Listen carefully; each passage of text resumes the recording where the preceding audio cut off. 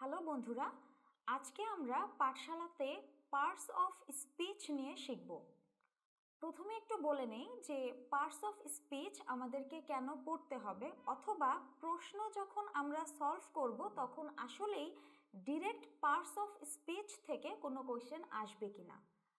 যদি প্রথমেই বলি কেন পড়ব বা ডিরেক্ট পার্টস অফ স্পিচ থেকে কোয়েশ্চেন আসবে কিনা, সেক্ষেত্রে উত্তরটি হচ্ছে না।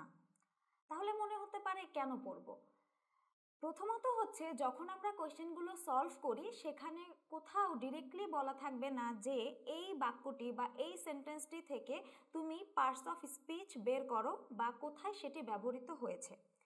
মূলত আমরা পার্টস অফ স্পিচের যে ক্লাসিফিকেশনগুলো আছে সেগুলো আমরা সবাই কম বেশি জানি, তবে সেই ক্লাসিফিকেশনগুলো থেকে স্পেসিফিক কিছু ক্লাসিফিকেশন সেগুলো থেকেই কোয়েশ্চেন কম বেশি এসে থাকে। তবে সেন্টেন্স তৈরি করার ক্ষেত্রে বা কোয়েশ্চেন যেটাই তৈরি করা হোক না কেন, সেখানে পার্টস অফ স্পিচের প্রতিটি ব্যবহার হয়। কিন্তু যেহেতু আমরা আলাদাভাবে যেন কোয়েশ্চেনগুলো ডিফাইন করতে পারি এবং আমাদের অ্যান্সার করতে যেন সময় কম লাগে, সেই বিষয়গুলো আলোচনায় রেখেই আজকে আমরা পার্টস অফ স্পিচ নিয়ে যত বেশি সম্ভব কথা বলবো, এবং তোমাদের যদি কোনো কনফিউশন থেকে থাকে সেই কনফিউশনগুলো দূর করার চেষ্টা করব, যে কারণে আজকে আমরা পার্টস অফ স্পিচ নিয়ে আলোচনা করছি। এখন আমরা প্রথমেই একটু জেনে নেই যে পার্টস অফ স্পিচ কাকে বলে। আমরা সবাই জানি যে কথার যেটা আমরা বারবার ব্যবহার করছি যে পার্টস অফ স্পিচ বা পার্ট অফ স্পিচ, তার মানে হচ্ছে স্পিচ অর্থ হচ্ছে কথা, তুমি যে কথা বলছো বা একটা বাক্য তুমি তোমার ভেতরে প্রডিউস করছো, যেটা তুমি ব্যবহার করছো অন্য কারোর সাথে কমিউনিকেট করার জন্য। এই যে বাক্য বা সেন্টেন্স তুমি প্রডিউস করছো, সেটাকে যদি আমরা ডিভাইড করি তাহলে কিছু আমরা কিন্তু পার্ট বা অংশ পাই।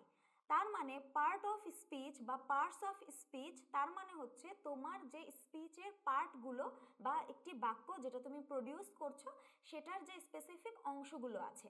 আমি যদি একটা বাক্য বলি, যেমন করিম ইজ এ বয়, তার মানে করিম একটি পার্ট, তারপরে ইজ একটি পার্ট, এ একটি পার্ট এবং বয় একটি পার্ট।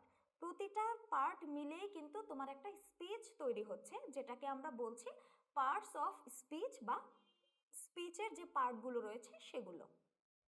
আমরা যদি এখন একটা ডেফিনিশন বলি পার্টস অফ স্পিচের, তাহলে হতে পারে বাক্যে ব্যবহৃত প্রতিটি শব্দকেই আমরা পার্টস অফ স্পিচ বলতে পারি। কারণ আমরা যখন কমিউনিকেট করি তখন কিন্তু আমরা কোথাও সেভাবে ক্লিয়ারলি অত চিন্তাভাবনা করি না বা ডিফাইন করার ট্রাইও করি না যে আমি যে বাক্যটি ব্যবহার করছি সেটাতে কতগুলো পার্টস অফ স্পিচ রয়েছে বা আদৌ আছে কিনা। যদিও আছে আমরা জানি, কিন্তু ব্যবহার করার সময় কিন্তু আমরা সেভাবে খেয়াল করি না।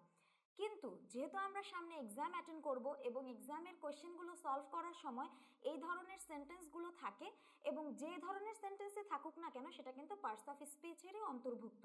সো কোয়েশ্চেনগুলো সলভ করার ক্ষেত্রে তোমরা যদি পার্টস অফ স্পিচ বা সেই বাক্যটির প্রতিটা পার্টকে আলাদা করতে পারো, তখন কিন্তু তোমাদের জন্য প্রশ্নের উত্তর করা অনেক কম সময় সাপেক্ষ হচ্ছে এবং খুব দ্রুতই তোমরা অ্যান্সারগুলো করে ফেলতে পারছো। এখন আমরা পার্টস অফ স্পিচের যে ক্লাসিফিকেশন রয়েছে সেটা সম্পর্কে জানবো। আমরা সেই ছোটোবেলা থেকেই পড়ে এসেছি যে পার্টস অফ স্পিচের টোটাল 8টি ক্লাসিফিকেশন রয়েছে। সো সেই 8টা পার্টস অফ স্পিচ আমি তোমাদের জন্য প্রথমে লিখব এবং প্রতিটি পয়েন্ট নিয়ে আমরা টুকটাক আলোচনা করব, এবং এটাও শেয়ার করব যে পার্ট অফ স্পিচ বা পার্টস অফ স্পিচের কোন কোন পয়েন্টগুলো থেকে বা কোন কোন ক্লাসিফিকেশনগুলো থেকে সাধারণত পরীক্ষায় বেশি কোশ্চেন আছে, এবং আমরা সেই পয়েন্ট বা ক্লাসিফিকেশনগুলো নিয়ে আজকে বেশি ডিসকাস করব। সো ফার্স্টে আমি সেই 8টা ক্লাসিফিকেশন লিখে নিচ্ছি তোমাদের সুবিধার্থে।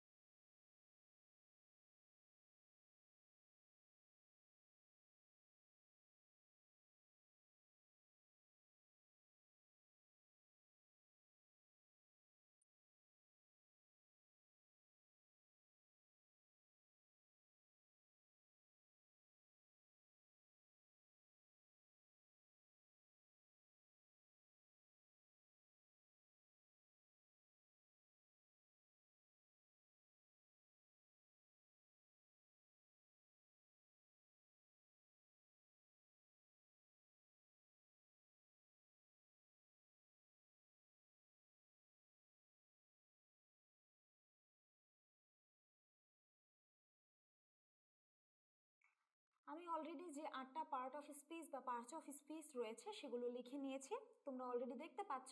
আমি প্রথমে যেটা নিয়েছি সেটা হচ্ছে নাউন, এবং দ্বিতীয়টি হচ্ছে প্রোনাউন, তারপরেটি অ্যাডজেক্টিভ, এরপরে ভার্ব, অ্যাডভার্ব, প্রিপোজিশন, কনজাংশন এবং ইন্টারজেকশন।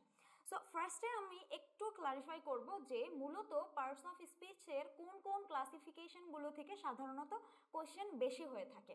প্রথমত যেটা হচ্ছে নাউন। আমরা সবাই জানি নাউনকে আমাদের কোনোভাবে অ্যাভয়েড করার কোনো সুযোগ নেই, কারণ সাধারণত আমরা আমাদের প্রতিদিনকার কথাবার্তা বলি বা এক্সাম হলে যখনই তুমি কোয়েশ্চেন সলভ করতে যাবে, অধিকাংশ সময় যে কোয়েশ্চেনগুলো থাকবে তার প্রথমেই দেখবে একটি সাবজেক্ট যেটা থাকে সেটা অধিকাংশ সময় নাউনই হয়।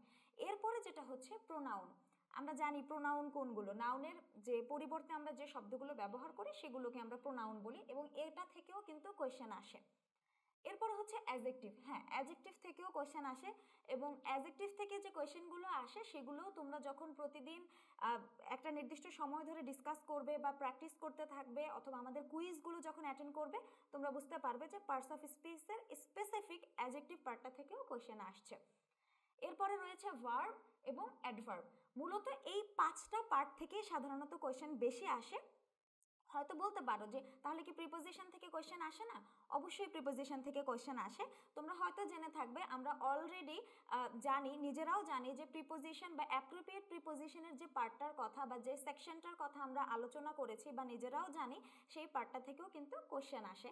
এবং পার্টস অফ স্পিচের যে পার্টটা প্রিপোজিশন আমরা যেটা আলাদাভাবে এতদিন ধরে সলভ করে এসেছি, আসলে সেটা কিন্তু পার্টস অফ স্পিচেরই একটা পার্ট, যেটা এখানে অলরেডি আমি তোমাদেরকে দেখানোর জন্য ইনক্লুড করে নিয়েছি। এরপরে হচ্ছে কনজাংশন। হ্যাঁ, কনজাংশনের কথা যদি বলি, কনজাংশন থেকেও কোয়েশ্চেন আসে, তবে সেটা খুব বেশি আইডেন্টিফাই করার মতো না। তোমরা যদি বিগত বছরের কোয়েশ্চেনগুলো সলভ করে থাকো, তোমাদের অবশ্যই আইডিয়া আছে একটা। তবে কনজাংশন যেটা হচ্ছে, আমি একটু কনজাংশন সম্পর্কে যদি ধারণা দেই, সেটার আগে ইন্টারজেকশনটা শেষ করে আমি প্রথম থেকে তোমাদের সাথে অল্প অল্প করে প্রতিটা সেকশন নিয়ে একটু ডিসকাস করব। এরপরে যেটা আমি বলছিলাম যে ইন্টারজেকশন। হ্যাঁ, ইন্টারজেকশন নিয়েও আমাদের কোয়েশ্চেন আসে, কারণ সাধারণত যে এক্সক্লামেটরি কোয়েশ্চেনগুলো আমরা সলভ করি, সেই এক্সক্লামেটরি সেন্টেন্সগুলোতে যে এক্সক্লামেশন ওয়ার্ডগুলো ব্যবহার করা হয়, সেগুলোই কিন্তু মূলত হচ্ছে ইন্টারজেকশন। যেমন তুমি ব্যথা পেলে, অথবা তুমি খুব খুশি হয়ে গেলে, অথবা তুমি স্যাড, তখন হয়তো বললে অ্যালাস। ঠিক আছে? তো এই ধরনের যে ওয়ার্ডগুলো তুমি ইউজ করলে, যেটা শেষে আমরা সাধারণত যে এক্সক্লামেশন মার্কটা ইউজ করি, সেই যে শব্দগুলো সেগুলোই কিন্তু মূলত হচ্ছে ইন্টারজেকশন, যেগুলো আমরা সাধারণত বাক্যে ব্যবহার করে থাকি। সো ফার্স্টে আমি যদি নাউনের কথা একটু বলি, আজকে আমরা এই ভিডিওতে প্রথমত তোমাদের কাছে অল্প অল্প করে প্রতিটারই ডেসক্রিপশন দিব ঠিকই, কিন্তু আজকে আমরা বেশি কথা বলবো বা বেশি এমফাসিস করব নাউন এবং প্রোনাউন নিয়ে। কারণ এই দুইটা বিষয় যদি তোমাদের কাছে ক্লিয়ার হয়, এতে করে যেটা হবে যে যখনই তোমরা কোয়েশ্চেন সলভ করবে, তোমাদের নাউন ক্লারিফাই করার জন্য বা আইডেন্টিফাই করার জন্য খুব বেশি বেগ পেতে হবে না। সো আমি যদি ফার্স্টে নাউনের কথা বলি, আমরা সবাই জানি নাউন মানে কি। কোনো কিছুর নামকেই আমরা নাউন বলি। হ্যাঁ, এখন এই কোনো কিছুটা কি হতে পারে? কোনো বস্তু হতে পারে, ব্যক্তি হতে পারে, অথবা যে কোনো জিনিস হতে পারে। যে জিনিসটার তুমি একটা নাম দিতে পারছো, সেটাকে কিন্তু আমরা নাউন বলতে পারছি। এরপরে হচ্ছে প্রোনাউন। প্রোনাউন হচ্ছে নাউনের পরিবর্তে তুমি যে জিনিসগুলো ব্যবহার করছো, সেটাকে আমি প্রোনাউন বলতে পারছি। যেমন আমি বললাম সীমা ইজ এ গার্ল, তার মানে আমি কিন্তু ফার্স্টে সীমার কথা বলছি। সীমা হচ্ছে কি একটা নাম। এখন আমি বললাম দিস ইজ মাই পেন। আমি যখনই বললাম দিস ইজ মাই পেন, আমি কিন্তু আমার নামটা বলিনি, বলেছি মাই। তার মানে আমি যে আমার নামের পরিবর্তে মাই ব্যবহার করলাম, এই মাই কিন্তু হচ্ছে তোমার প্রোনাউন, অর্থাৎ যেটা আমি নাউনের পরিবর্তে ব্যবহার করছি। তারপরে হচ্ছে অ্যাডজেক্টিভ। আমরা সবাই জানি অ্যাডজেক্টিভ কি, তার একটা ডেফিনেশন যদি আমি বলি, তাহলে হয়তোবা এরকম বলতে পারি যে নাউন বা প্রোনাউনের দোষ, গুণ, অবস্থা, সংখ্যা, পরিমাণ, আমি যেটাকেই মানে সোজা কথা, আমি যখন নাউন বা প্রোনাউনকে আরেকটু বেশি করে মডিফাই করছি, যখনই আমি মডিফিকেশনের কথা বলবো, তখনই সেটা হয়ে যাবে অ্যাডজেক্টিভ। এরপরে হচ্ছে ভার্ব। আমরা সবাই জানি ভার্ব কি। ভার্ব হচ্ছে গিয়ে ক্রিয়া বা যেটা কাজ করে। আমি যখন কোনো কাজ করছি, যেমন আই ইট রাইস, আমি ভাত খাই, তার মানে এই যে ইট যে শব্দটা আমি বলছি, যে ওয়ার্ডটা বলছি, সেটাই কিন্তু ভার্ব। এরপর হচ্ছে অ্যাডভার্ব। অ্যাডভার্ব হচ্ছে, অ্যাডভার্বটা সাধারণত ভার্বের পরেই বসে, তবে অ্যাডভার্ব যে সবসময় ভার্বকে মডিফাই করবে এরকমটা না। আমি এ সম্পর্কে ডিটেলস তোমাদেরকে আরো পরে বলবো। এর পরের যে প্রিপোজিশন, যে পার্টটা রয়েছে সেটা হচ্ছে প্রিপোজিশন। আমরা সবাই জানি প্রিপোজিশন মানে কি, প্রিপোজিশন যে আগে থেকে একটা পজিশন নিয়ে বসে থাকে, কিন্তু কার আগে? আমি আগেও ডিসকাস করেছি, এটা হচ্ছে নাউনের আগে, অর্থাৎ বাক্যের ভেতরে একটা ওয়ার্ডের সাথে বা একটা নাউনের আগে যখন একটা কিছু আমরা অ্যাড করে দেই সেটাকে আমরা প্রিপোজিশন বলতে পারছি। কেন? অন্য অন্য শব্দগুলোর সাথে একটা সম্পর্ক সৃষ্টি করার জন্য। এরপরে হচ্ছে কনজাংশন। কনজাংশন হচ্ছে মূলত, এটাও একটা সম্পর্ক সৃষ্টিকারী কিছু ওয়ার্ড আমরা বলতে পারি। যেমন কনজাংশনের কিছু উদাহরণ যদি বলি, হতে পারে অ্যান্ড, বাট, অর। এখানে মূলত যেটা হয় যে একটা সেন্টেন্সের ভেতরে, বা আমরা বলতে পারি কম্পাউন্ড যদি কোনো সেন্টেন্স হতে পারে, সেক্ষেত্রে আমরা দুইটা ফ্যাক্টকে যদি একত্র করতে চাই, সেক্ষেত্রে আমরা কনজাংশনের যে স্পেসিফিক কিছু ওয়ার্ডগুলো রয়েছে যেগুলোকে আমরা কনজাংশন বলে থাকি, সেই ওয়ার্ডগুলোর ব্যবহার হয়ে থাকে। এরপর হচ্ছে ইন্টারজেকশন। আমি কিছুক্ষণ আগেই কিন্তু বলেছি যে ইন্টারসেকশন কি। ইন্টারজেকশন হচ্ছে সেই সকল আবেগ প্রকাশ করার শব্দগুলো যেগুলোকে আমরা সাধারণত এক্সক্লামেটরি সেন্টেন্সে ব্যবহার করে থাকি, সেই স্পেসিফিক শব্দগুলোকেই কিন্তু আমরা ইন্টারজেকশন বলে থাকি। এখন আমি আজকের ভিডিওতে যেহেতু বেশি তোমাদের সাথে আলোচনা করব নাউন এবং প্রোনাউন নিয়ে, সো আমি ফার্স্টেই আবারও সেই নাউনে ফিরে যাচ্ছি। আমি কিন্তু কিছুক্ষণ আগেই বলেছি যে নাউনকে আমরা যদি ডেফিনেশন হিসেবে বলতে চাই তাহলে আমরা বলতে পারি যে কোনো কিছুর নামকেই আমরা নাউন বলি। এখন আমরা যদি আরেকটু ক্লাসিফাই করতে চাই, সেক্ষেত্রে আমরা নাউনের ক্লাসিফিকেশন নিয়ে কাজ করতে পারি। যেহেতু আজকে আমরা বেশি কাজ করব নাউন এবং প্রোনাউনের এই দুটি সেকশন নিয়ে, সো ফার্স্টেই আমি একটু বলে দেই যে নাউনের কয়টা ক্লাসিফিকেশন আছে। যদিও তোমরা জানো, তারপরে একটু বলছি। নাউনের কিন্তু টোটাল 5টা ক্লাসিফিকেশন আছে। কি কি আছে সেগুলো আমি ফার্স্টে একটু লিখবো, তারপরে এক একটা এক্সাম্পল দিয়ে তোমাদের সাথে সেগুলো একটু শেয়ার করব। এখন আমরা নাউনের যে 5টা ক্লাসিফিকেশন রয়েছে সেটা প্রথমে তোমাদের জন্য আমি একবার লিখব, লেখার পরে আমি এক্সাম্পল সহ সেগুলো তোমাদের সাথে ডিসকাস করব। এতে করে যেটা হবে যে নাউনের যে ক্লাসিফিকেশনগুলো আছে সেটা কিন্তু তোমাদের কাছে আরেকটু ক্লিয়ার হচ্ছে। আমি প্রথমেই বলেছিলাম নাউন মানে কিন্তু নাম, কিন্তু যখনই আমরা ক্লাসিফিকেশন অনুযায়ী সেটাকে আরেকটু আলাদা করার চেষ্টা করব, তখন কিন্তু নাউনটাকে আমরা আরেকটু বেশি করে স্পেসিফিক করতে পারবো এবং চিনতে আমাদের সুবিধা হবে। সো ফার্স্টে আমি 5টা ক্লাসিফিকেশন লিখে নিচ্ছি। প্রথমটা হচ্ছে প্রপার নাউন।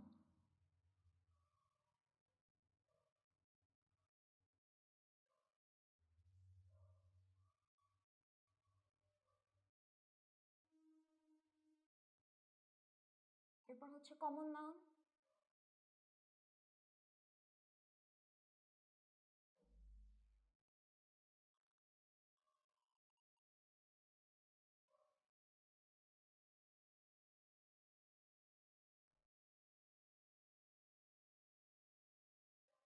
এরপর হচ্ছে ম্যাটেরিয়াল নাউন, এবং সর্বশেষ যেটা সেটা হচ্ছে অ্যাবস্ট্রাক্ট নাউন।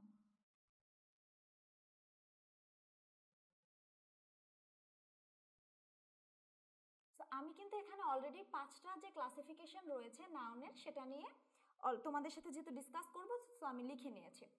প্রথমে যেটা রয়েছে প্রপার নাউন, এরপরে রয়েছে কমন নাউন। একটু বোঝার সুবিধার্থে আমি প্রথমে কমন নাউন নিয়ে আলোচনা করি, তারপরে আমি প্রপার নাউন নিয়ে আলোচনা করব। কেন সেটা একটু বলি। প্রথমত যেটা হচ্ছে কমন নাউন। কমন নাউন হচ্ছে গিয়ে আমরা যদি কোনো একটা জাতির কথা বলি বা অন অ্যাভারেজ আমরা যদি কারো কথা বলি, সেক্ষেত্রে আমরা ব্যবহার করে থাকি কমন নাউন। যেমন আমি যদি বলি করিম ইজ আ বয়, তার মানে আমি কিন্তু যখন বয় শব্দটা বলছি, সে বয় হচ্ছে গিয়ে কিন্তু তোমার কমন নাউন। একটু বোঝার সুবিধার্থে আমি লিখে নিচ্ছি।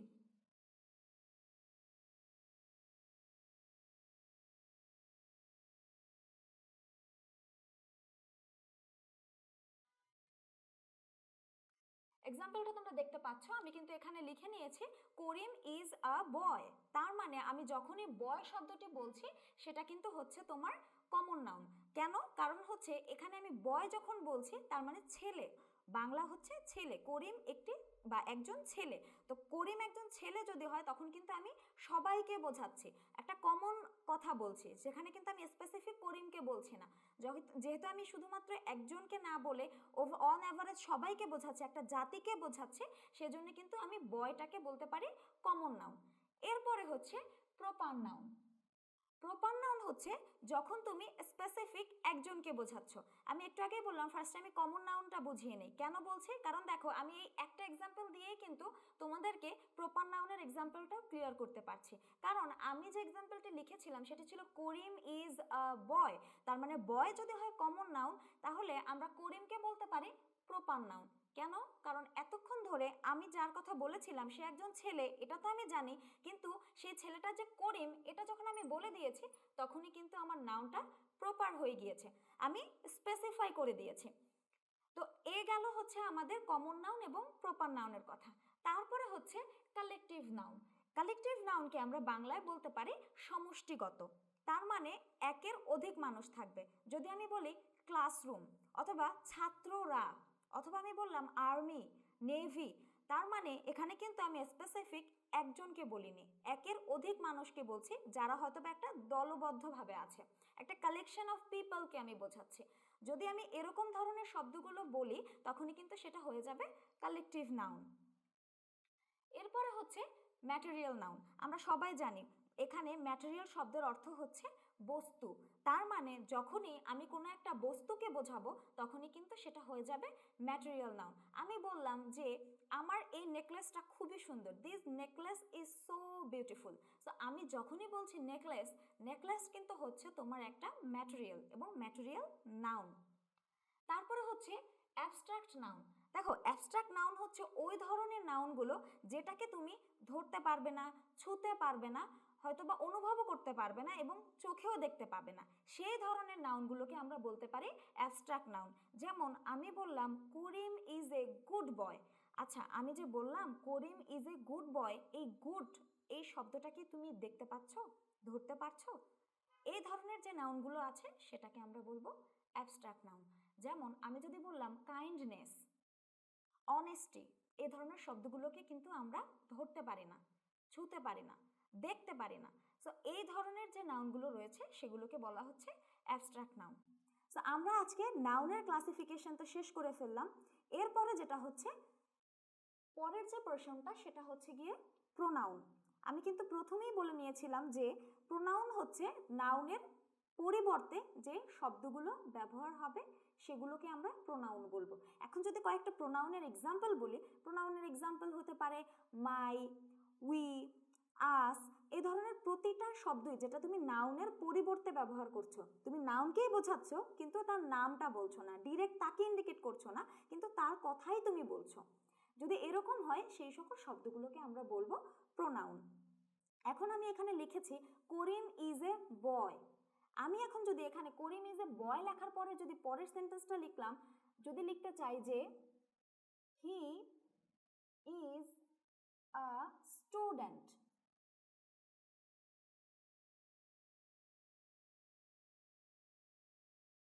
এখন আমি যখনই এখানে হি বলছি আমি কিন্তু হি দিয়ে করিমকে বোঝাচ্ছি, আমি কিন্তু ডিরেক্ট আবারও করিমের কথা বলিনি।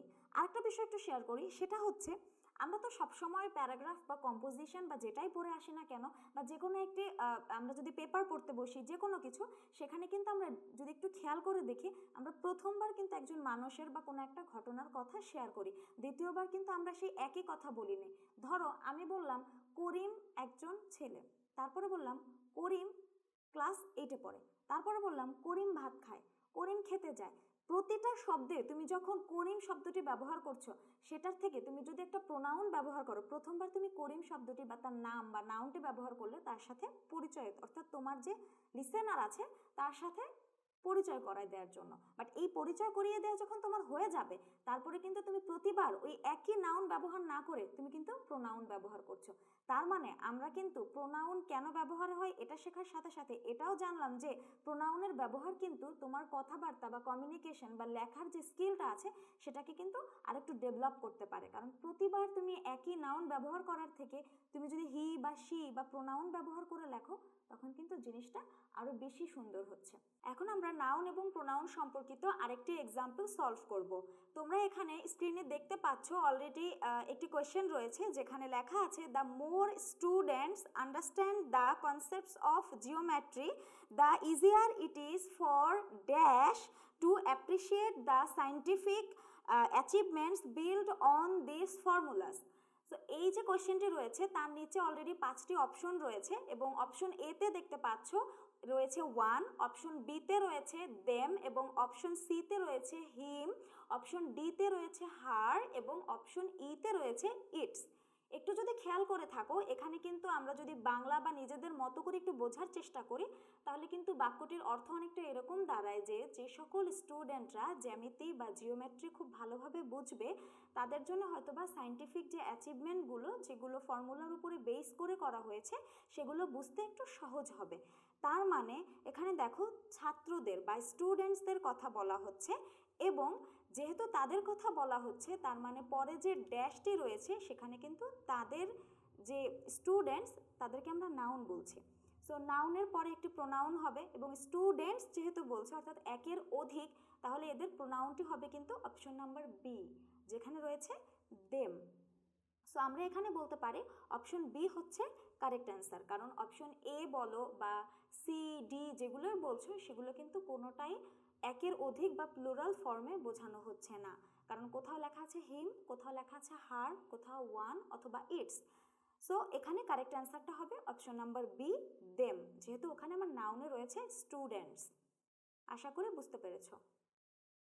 এখন আমরা নাউন এবং প্রোনাউন সম্পর্কিত আজকে পার্টস অফ স্পিচের সবগুলো পার্টের সাথে স্পেসিফিক এই দুটো পার্ট নিয়ে যেহেতু আলোচনা করলাম, আমি যদি ওভারঅল পার্টস অফ স্পিচ বা এই দুটো টপিক সম্পর্কে বলি সেক্ষেত্রে একটা কথাই বলবো, দেখো আমাদের প্রধান যে লক্ষ্যটা হচ্ছে সেটা হচ্ছে আমাদেরকে এক্সামটাও পাস করতে হবে এবং তার সাথে সাথে আমাদেরকে শিখতেও হবে।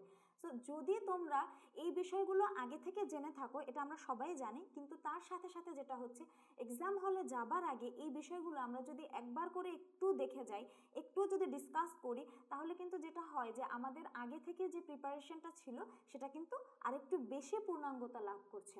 সো এই ক্ষেত্রে যেটা হচ্ছে এই বিষয়গুলো সহজ ভেবে ইগনোর না করে আমরা যদি আমাদের রাইটিং স্কিলটাকে আরেকটু ডেভেলপ করতে চাই, গ্রামারের যে পার্টটা আছে সেখানে যদি আমি অ্যান্সারটা খুব দ্রুত সময়ে শেষ করে সঠিকভাবে শেষ করে আমি যদি কিছু সময়ও সেভ করতে পারি সেটা কিন্তু আমার জন্য অনেক বেশি ভালো একটা সাইড নিয়ে আসছে। সো এরকম বিষয়গুলো যদি হয় সেক্ষেত্রে আমি বলবো পার্টস অফ স্পিচ বা যে ধরনের ছোট ছোট গ্রামাটিক্যাল টার্মগুলো আছে সেগুলোকে কাইন্ডলি তোমরা বেশি বেশি করে রিভাইজ করো এবং আমরা যে কুইজের ব্যবস্থাটি করেছি যদি আজকের টপিকটুকু তোমরা ভালোভাবে বুঝে থাকো তাহলে সেই কুইজটাও কিন্তু তোমরা অ্যাটেন্ড করতে পারছো।